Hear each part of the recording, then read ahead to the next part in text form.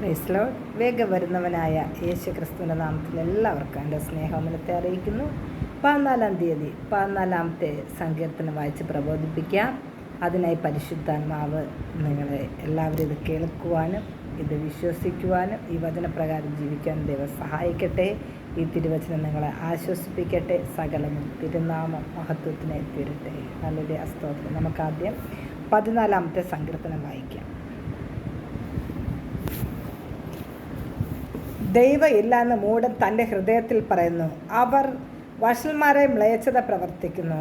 നന്മ ചെയ്യുന്നവൻ ആരുമില്ല. ദൈവത്തെ അന്വേഷിക്കുന്ന ബുദ്ധിമാനുണ്ടോ എന്ന് കാണും. യഹോവ സ്വർഗത്തിൽ നിന്ന് മനുഷ്യപുത്രന്മാർ നോക്കി എല്ലാവരും വഴിതെറ്റി ഒരുപോലെ കൊള്ളരാത്തവരാ തീർന്നിരിക്കുന്നു. നന്മ ചെയ്യുന്നവൻ ഇല്ല, ഒരുത്തൻ പോലും ഇല്ല. നീതികേട് പ്രവർത്തിക്കുന്ന ആരും അറിയുന്നില്ലയോ? അപ്പം തിന്നുന്ന പോലെ അവർ എൻ്റെ ജനത്തെ തിന്നുകളയുന്നു. യഹോവയോട് അവർ പ്രാർത്ഥിക്കുന്നില്ല. അവർ അവിടെ അത്യന്തം ഭയപ്പെട്ടു. യഹോവ നീതിമാന്മാരുടെ തലമുറയിലുണ്ടല്ലോ. നിങ്ങൾ ദരിദ്രൻ്റെ ആലോചനയ്ക്ക് ഭംഗം വരുത്തുന്നു. എന്നാൽ യഹോവ അവൻ്റെ സങ്കേതമാകുന്നു. സിയോനിൽ നിന്ന് ഇസ്രായേലിൻ്റെ രക്ഷ വന്നെങ്കിൽ യഹോവ തൻ്റെ ജനത്തിൻ്റെ സ്ഥിതി മാറ്റുമ്പോൾ യാക്കോബ് സന്തോഷിക്കുകയും ഇസ്രായേൽ ആനന്ദിക്കുകയും ചെയ്യും. ഹല്ലേലൂയ, സ്തോത്രം. വെറും 7 വാക്യങ്ങളുള്ളതായ ഈ സങ്കീർത്തനം ദാവീദ് ചമച്ചതായ ഒരു ഗീതമാണ്. ഇതുപോലെ ഒരേപോലത്തെ ഒരു സങ്കീർത്തനം 53-ാമത്തെ സങ്കീർത്തനം. രണ്ടിലെയും ആശയങ്ങൾ ഒന്ന് തന്നെയാണ്. അതുകൊണ്ട്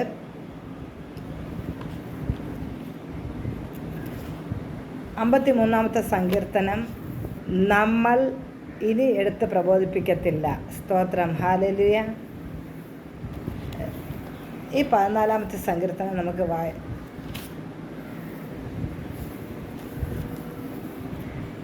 നിങ്ങൾ ശ്രദ്ധിച്ചായിരുന്നോ? ഇതിൽ ദൈവമെന്നും യഹോവ എന്നും പറഞ്ഞിട്ടുണ്ട്. അതുപോലെ 53-ൽ യഹോവ എന്ന പദം ഉപയോഗിക്കുന്നില്ല, പക്ഷേ എല്ലായിടത്തും ദൈവം എന്ന പദമാണ് ഉപയോഗിക്കുന്നത്. ഹല്ലേലൂയ, സ്തോത്രം. നമുക്ക് ഈ സങ്കീർത്തനത്തെ 3 ഭാഗങ്ങളായി തിരിക്കാം. 1 മുതൽ 4 വരെയുള്ള വാക്യങ്ങളിൽ ദുഷ്ടൻ്റെ പ്രവൃത്തികളെക്കുറിച്ചും അവൻ്റെ ചിന്തകളെക്കുറിച്ചും അവൻ്റെ ഹൃദയത്തിലെ നിരൂപണങ്ങളെക്കുറിച്ചുമാണ് അതിലെഴുതിയിരിക്കുന്നത്. ഹല്ലേലൂയ, സ്തോത്രം. എന്നാൽ ദൈവം അവരോട് എങ്ങനെ പ്രതികരിക്കുന്നുവെന്ന് 5-6 വാക്യത്തിൽ കാണാൻ. 14-3 റോമർക്കെഴുതിയ ലേഖനം 10-12 പൗലോസ് എഴുതിയിരിക്കുന്ന ഒരു വചനം ബൈബിളിലെ ഒരു കാതലായ സത്യം അവിടെ പറയുകയാണ്. നന്മ ചെയ്യുന്നവൻ ഇല്ല, ഒരുത്തൻ പോലും. എല്ലാവരും ഒരുപോലെ പാപം ചെയ്ത് കൊള്ളരുതാത്തവരെ തീർന്നു.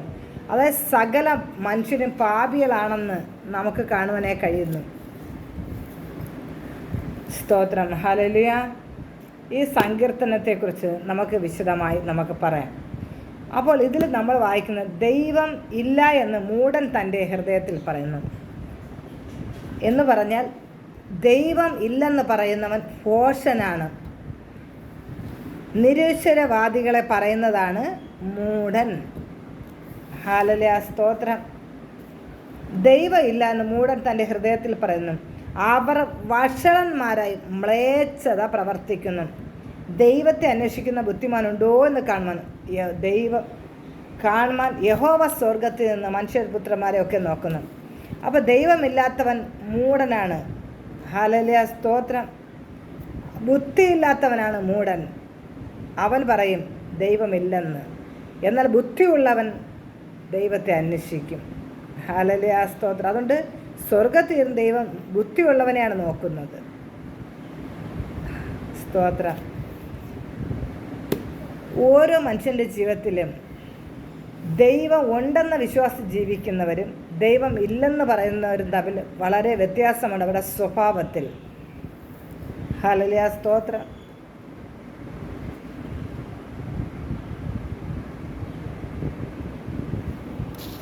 സ്തോത്രം, സ്തോത്രം, ഹല്ലേലൂയ. ദൈവത്തെ അറിയുന്നവൻ ദൈവ സാന്നിധ്യം അനുഭവിക്കുന്നു. ദൈവം നീതിമാന്മാരുടെ തലമുറയിൽ ഉണ്ടല്ലോ. അത് മാത്രമല്ല, ദൈവം ഉണ്ടെന്ന് പറയുന്നവനെ ദൈവം സംരക്ഷിക്കുന്നു. ദൈവം അവൻ്റെ സങ്കേതമാകുന്നു. ഒരു ദൈവ പൈതൽ ദൈവത്തിൽ നിന്നുള്ള നന്മകൾ അനുഭവിക്കുന്നു. സിയോനിൽ നിന്ന് ഇസ്രായേലിൻ്റെ രക്ഷ വരുന്നു. ദൈവത്തെ ആരാധിക്കുന്നവൻ ദൈവം അവൻ്റെ സ്ഥിതിയെ മാറ്റും. സ്ഥിതി മാറ്റുമ്പോൾ യാക്കോബ് സന്തോഷിക്കുന്നു, ഇസ്രായേൽ ആനന്ദിക്കുന്നു. എന്നെ കേൾക്കുന്ന ദൈവ പൈതലേ, ഇന്ന് പകൽക്കാലം ഞാൻ നിങ്ങളോട് പറയട്ടെ, ഈ ബൈബിളിൽ നോക്കിക്കഴിഞ്ഞാൽ നവോമിയുടെ ജീവിതത്തിൽ ക്ഷാമം വന്നപ്പോൾ ഭർത്താവ് 2 കുഞ്ഞുങ്ങളുമായി അവൾ മോവാബിലേക്ക് പോയി. അവിടെ വച്ച് അവളുടെ ഭർത്താവ് മരിച്ചുപോയി. 2 മക്കളും നഷ്ടപ്പെട്ടുപോയി. അവരുടെ ഭാര്യമാർ മാത്രമേ ഉള്ളൂ. എന്നാൽ വരും നാളുകളിൽ ആ 3 വിധവയുണ്ടായിരുന്നു. അതിൽ ഒരു വിധവയായ മരുമകൾ പോയി, ഓർപ്പ. രൂത്ത് ദൈവത്തോട് അമ്മാവിയോട് പറ്റി നിന്നു. ദൈവം, നീ ആരാധിക്കുന്ന ദൈവം എനിക്ക് മതിയെന്ന് പറഞ്ഞു.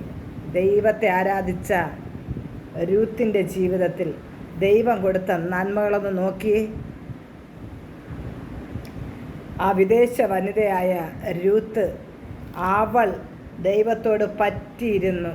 ദൈവം അവളുടെ ജീവിതത്തിൽ അവൾക്ക് ആവശ്യമായ ആഹാരം കൊടുത്തു, അതും സമൃദ്ധിയായി കൊടുത്തു. ക്ഷാമകാലത്ത് അവരെ ക്ഷേമമായിട്ട് ദൈവം പോറ്റി. അതുമാത്രവുമല്ല, അവൾക്ക് എന്താണ് കുറവെന്ന് മനസ്സിലാക്കിയപ്പോൾ ഒരു ജീവിത പങ്കാളിയുടെ കുറവുണ്ട്. അവളുടെ ഭർത്താവ് മരിച്ചുപോയി. അപ്പോൾ അവൾക്കൊരു ജീവിത പങ്കാളി വേണം.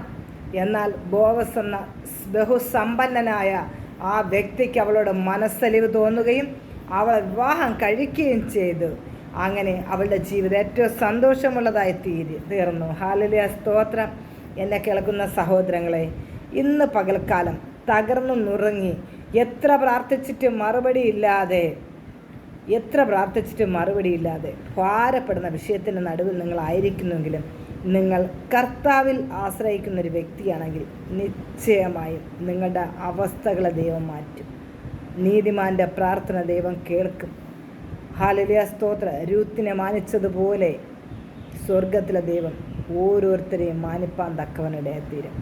ആരാശ്രയിക്കുന്നുവോ, ആരാ കൽപ്പന അനുസരിക്കുന്നുവോ, ആരാ യേശുവിൻ്റെ മുഖത്തേക്കൊന്ന് നോക്കുന്നുവോ, ആരാ കർത്താവിൽ പൂർണ്ണമായിട്ടും അപ്പാന്ന് വിളിച്ച് പ്രാർത്ഥിക്കുന്നു, അവർക്ക് വേണ്ടി സ്വർഗം ഇറങ്ങി വരും.